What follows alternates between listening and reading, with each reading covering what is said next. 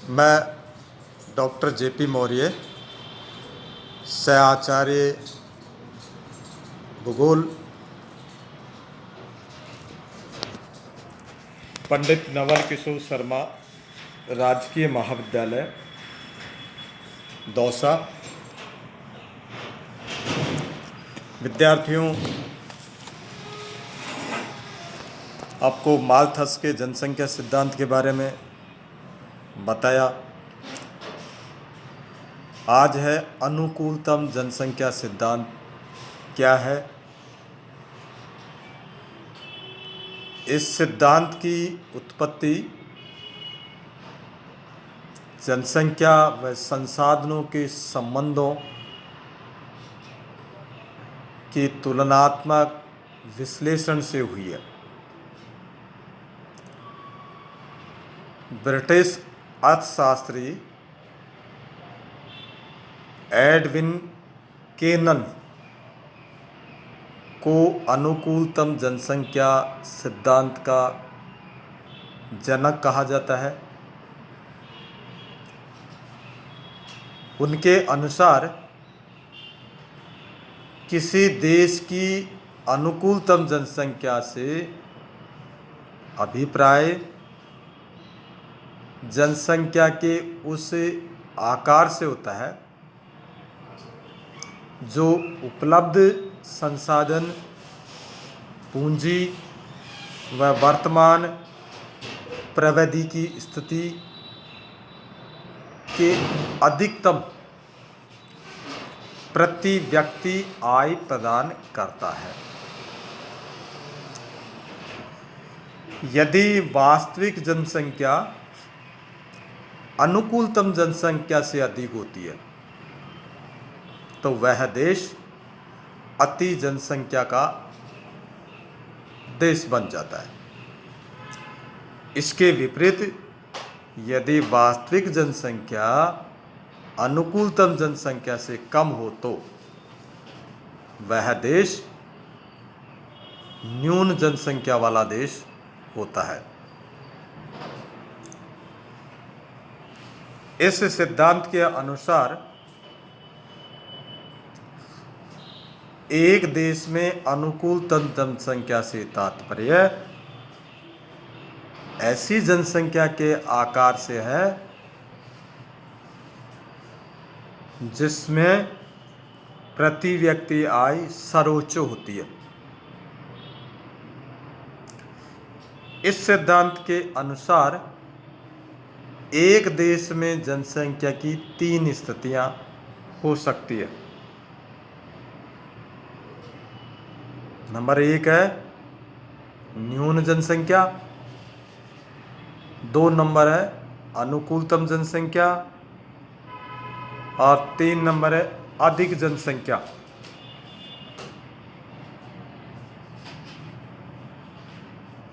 जब एक देश अनुकूलतम जनसंख्या की स्थिति में होता है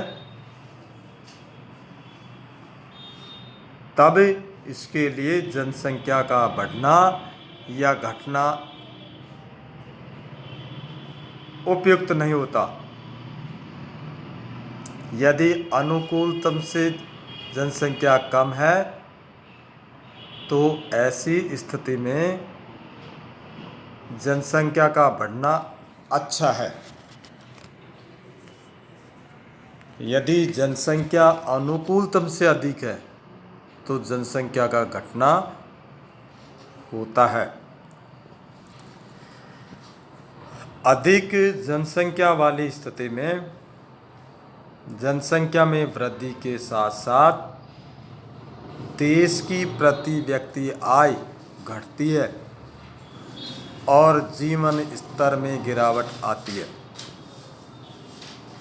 बेरोजगारी दर में वृद्धि होती है और पूंजी निर्माण की दर में पर्याप्त वृद्धि नहीं होती है।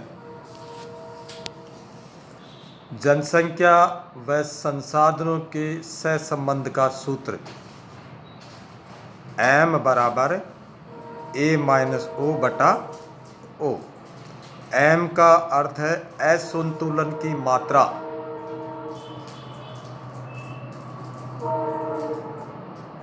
ए का अर्थ है वास्तविक जनसंख्या, एक्चुअल पॉपुलेशन। ओ का मतलब है आदर्श जनसंख्या। उपर्युक्त सूत्र के अनुसार यदि m धनात्मक हो तो जनाधिक होगा, और यदि ऋणात्मक है तो जनसंख्या न्यून होगी। इसी प्रकार यदि m का मान O के बराबर हो तो जनसंख्या व संसाधन के बीच सहसंबंधों की स्थिति आदर्श व अनुकूलतम होगी।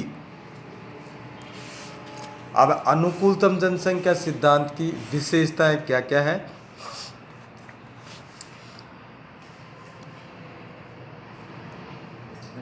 नंबर 1 है जनसंख्या का अनुकूलतम बिंदु स्थिरता लिए नहीं होता। स्थिरता लिए नहीं होता है। किसी भी देश की अनुकूलतम जनसंख्या स्थिर नहीं होती। यदि देश के उत्पादन साधनों में संख्यात्मक व गुणात्मक परिवर्तन हो तो अनुकूलतम के आधार में भी परिवर्तन होता है। इसका नंबर 1 था ये। 2 नंबर है यह एक गुणात्मक सिद्धांत है। 3 नंबर है यह एक आशावादी सिद्धांत है। इसको हमने एक ग्राफ के माध्यम से भी आपको समझाया है। ग्राफ में इसको न्यून जनसंख्या, अधिक जनसंख्या या अनुकूलतम जनसंख्या, प्रति व्यक्ति आय को अच्छी तरह इसमें समझाया गया है। इसमें x अक्ष पर जनसंख्या और y अक्ष पर प्रति व्यक्ति आय को दर्शाया गया है। P बिंदु तक प्रति व्यक्ति आय बढ़ रही है। जनसंख्या के 0 और m स्तर के बाद प्रति व्यक्ति आय गिरने लगती है। इस प्रकार से 0m अनुकूलतम जनसंख्या वाला स्तर है। यदि वास्तविक जनसंख्या 0m से कम है तो यह कम जनसंख्या का द्योतक होगा, और वास्तविक जनसंख्या 0m स्तर से अधिक है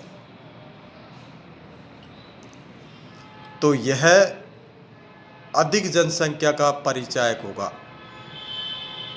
इस डायग्राम के माध्यम से आपको समझना है। धन्यवाद।